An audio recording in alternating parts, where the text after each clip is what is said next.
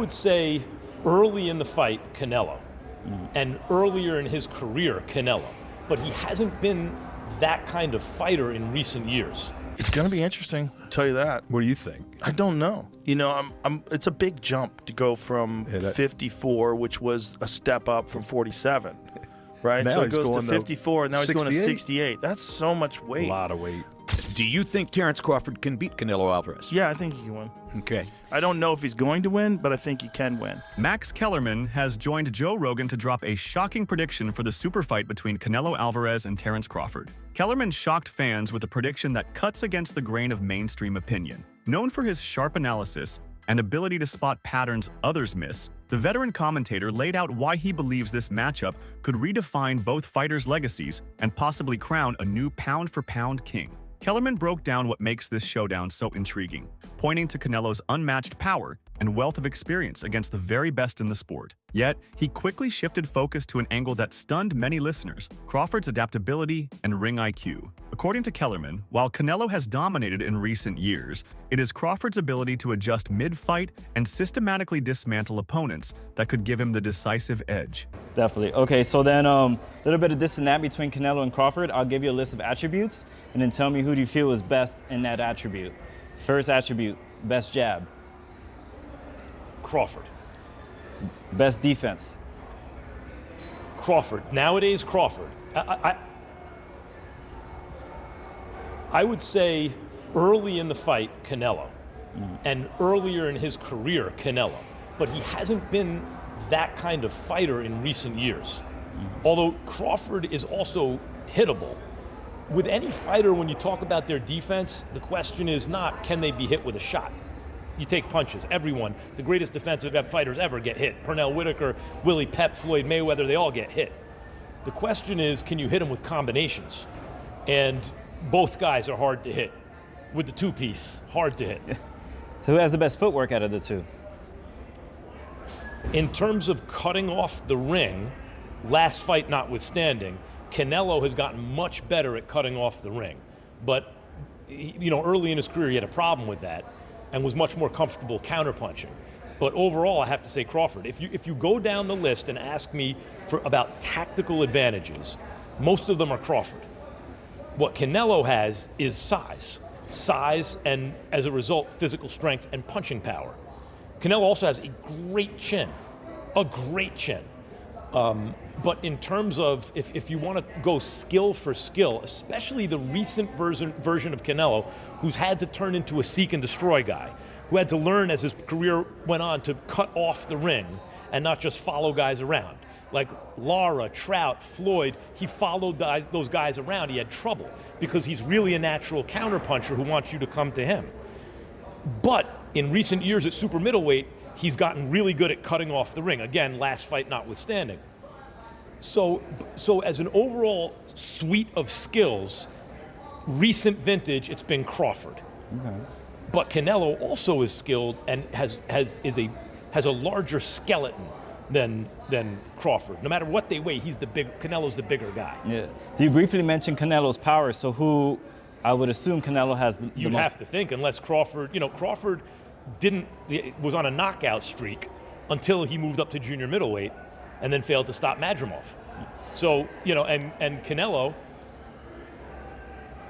though he has not stopped anyone in a while, we've seen he's a real puncher at 68. As far as speed, who has the better speed? You would imagine Crawford, given the fact that he is the naturally smaller fighter, and I would assume he could maintain that advantage going into this fight. Last attribute, ring IQ. They both have sky-high ring IQs. If I have to, Crawford. If you ask me again, there's a reason that I think Crawford's the best pound-for-pound fighter in the world. Kellerman is making a high-profile return to boxing commentary as part of Netflix's broadcast team for the Canelo vs. Crawford fight on September 13, 2025. This marks his first major on-air boxing role since being let go by ESPN in 2023. Kellerman will serve as a fight analyst alongside John Anik and Andre Ward, bringing his signature insight and decades of experience to what promises to be one of the most watched boxing events of the year. Speaking at the announcement of his return to the Netflix broadcast team for the Canelo vs. Crawford fight, Kellerman described this clash as a perfect storm and explicitly stated that Crawford, more than Canelo, currently holds the pound-for-pound crown. He named Crawford the best P4P currently, while noting that Canelo Alvarez once held that honor before Bud rose to the top. I want to bring up the first member of our broadcast team. He is the best boxing analyst in the sport. Ladies and gentlemen, Max Kellerman.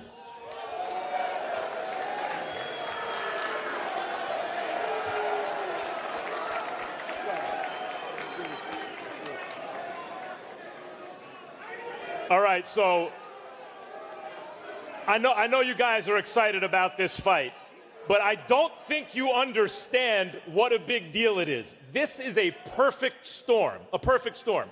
First of all, Turki Al-Sheikh, we're lucky he happens to be a boxing fan. None of this happens if he doesn't happen to be a boxing fan. It's just none of us are here. Nick Khan, the best in the business. Dana White is the greatest combat sports promoter of my lifetime. And it's his first ever boxing promotion. So that's who's behind what you're gonna see. Do you know who's the best pound for pound fighter in the world? The most recent one. Bud Crawford. Apologies to the monster and Usyk. Bud Crawford has my vote for best pound for pound. Who was the best pound for pound before Bud? Canelo Alvarez, universally recognized that way. But it's not just these two guys, the last two best pound for pound fighters in the world. There haven't been that many.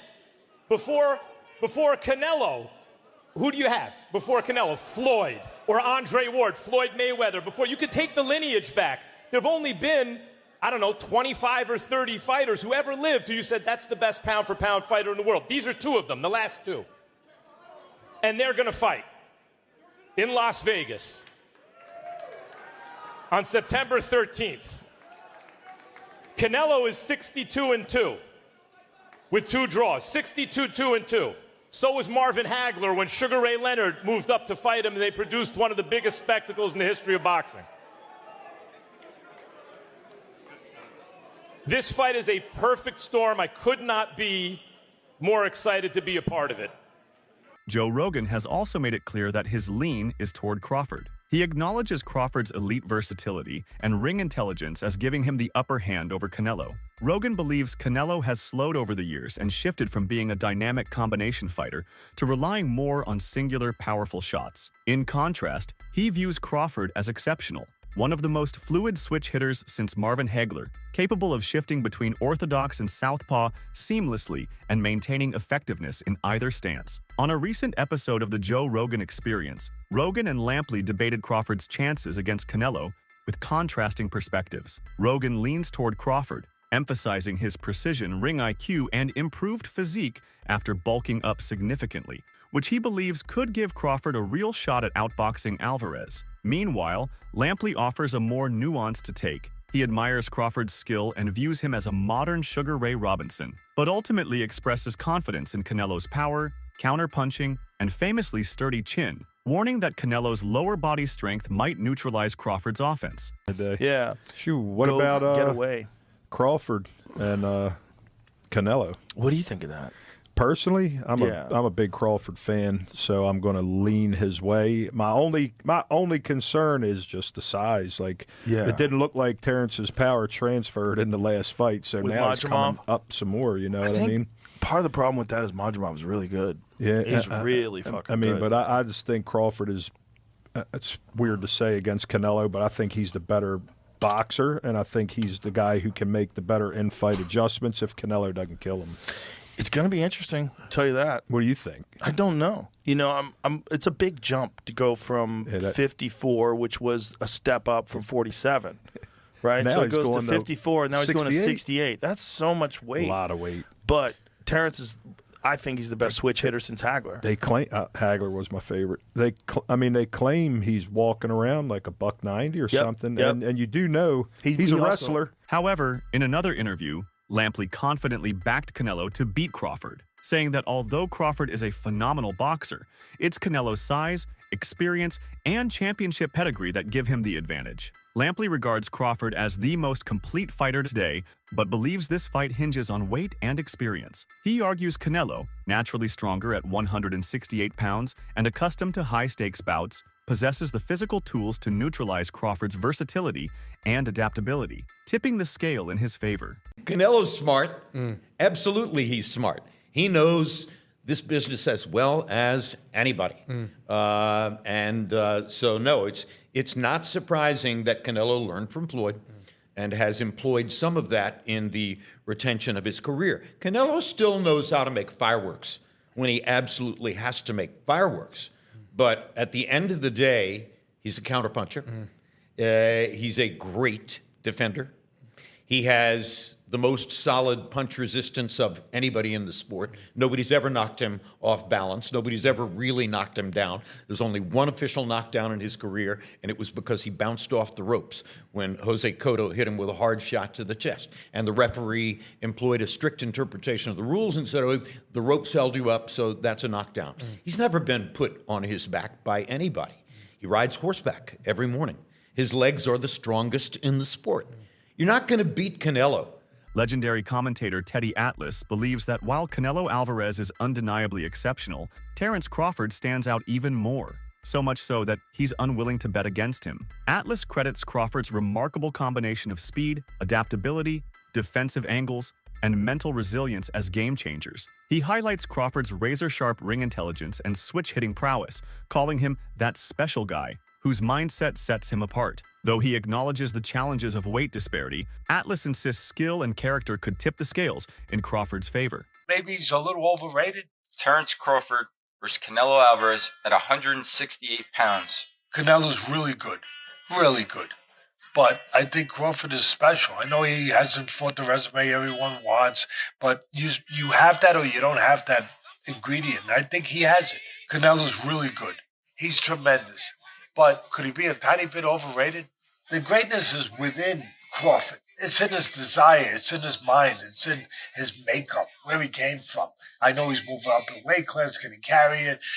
But those intangibles, I believe that he has them. Stephen A. Smith predicts Crawford will outpoint Canelo by decision. Speaking on the All the Smoke Fight podcast, he acknowledged Canelo's greatness and power, but believes Crawford's speed, movement, and technical boxing, particularly his ability to switch stances, will give him the edge. Smith stressed that Canelo's reliance on power punches could be his downfall, reasoning, if you can box and you can move, you can beat Canelo. He also noted Crawford's lack of acclimatization at 168 pounds, but remained confident that skill, not strength, would prevail. Let me tell you what I think should be gone.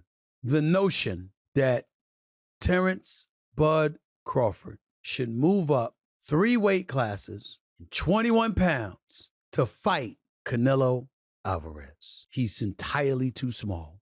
Jamel Charlo already proved that. Y'all remember that scene from Rocky? Remember that scene from Rocky 2? When Carl Weathers was Apollo Creed and his trainer was like, can I be honest? I saw you beat this man within an inch of his life. And he kept coming. He wouldn't go away. He's wrong for us, baby. He's wrong. Let it go. Apollo couldn't do it and lost fight number 2. Trained him for Rocky 3 and then got killed in Rocky 4 by Drago because he couldn't let it go. Bud Crawford needs to let it go. Too small. Crawford's jaw-dropping transformation ahead of his clash with Canelo has stirred the boxing world. After a 14-pound leap from 154 to 168, Crawford now looks noticeably leaner, more muscular, and unnervingly powerful, his chiseled physique spurring fan reactions like Canelo is in trouble.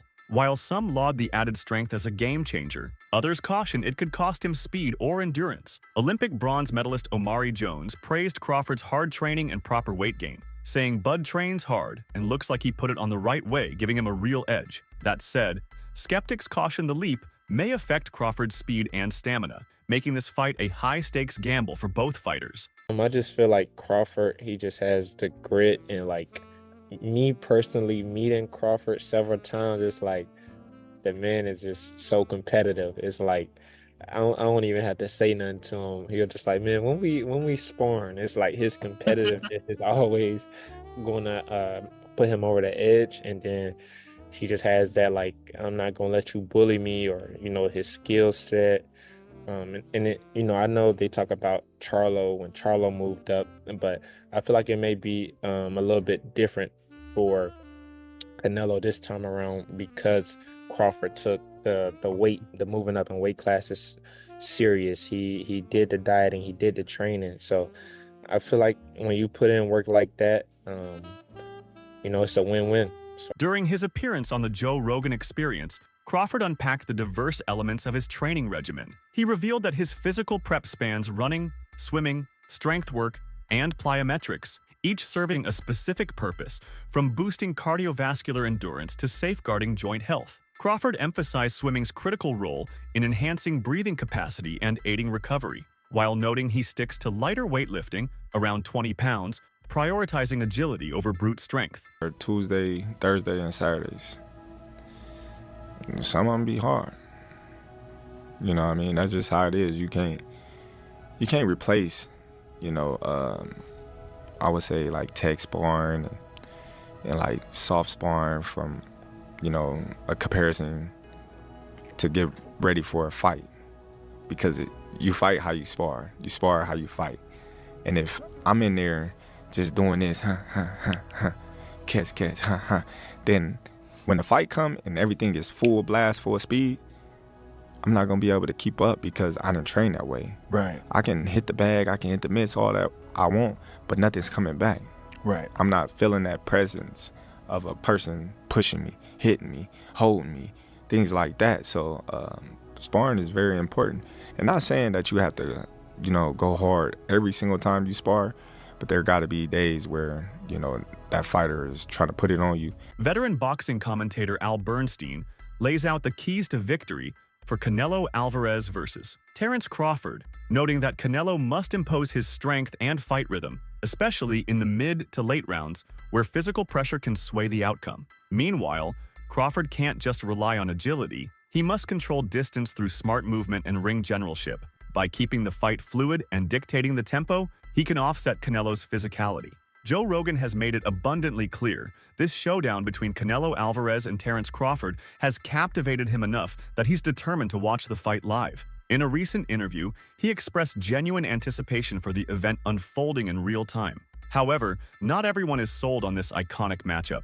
Most fans or most people would probably say Crawford, I'm guessing, because that's a big part of how he's won, and everybody feels that and rightfully so, that the way he's figured out, he's constantly changing from lefty to righty. He's a person that alters his attack. Sometimes he's a boxer, sometimes he's walking people down. Canelo's style is more the same in most fights. He is a counterpuncher who's waiting for you to make your move so he can counterpunch you. Then when he has you in trouble, he's willing to move forward. His attack is a pretty straightforward one. On the face of it, you might say Crawford, but I think the thing about Canelo Alvarez is that he has seen every style that you can see. Juan Manuel Marquez remains firmly unconvinced about the Canelo versus Crawford fight, bluntly stating he doesn't like it. Marquez argues that boxing has weight divisions for a reason, and the leap Crawford is attempting, from 154 pounds to 168 pounds, simply doesn't make sense. He recalls Crawford's recent bout where he appeared slow and lacking power,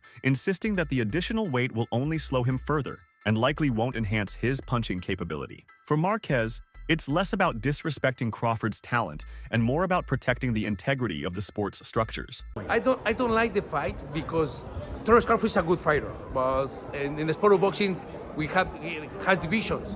You know what I mean? Right, weight classes. Yeah, weight classes for a reason. Weight classes and Terence Crawford is a good fighter in super lightweight, welterweight, super welterweight, but I think more. I remember when Terence Crawford fought with Madrimov. Yes. He looks slow. He looks with no power. And 3 more divisions, two more divisions is, I think it's it's a tough fight for Terence Crawford, but Terence Crawford is a great fighter. He has a great defense. He has a good combination punches, but I think the weight class is no good for him. Who do you see winning? Canelo's raw strength or Crawford's boxing IQ? Drop your pick in the comments below.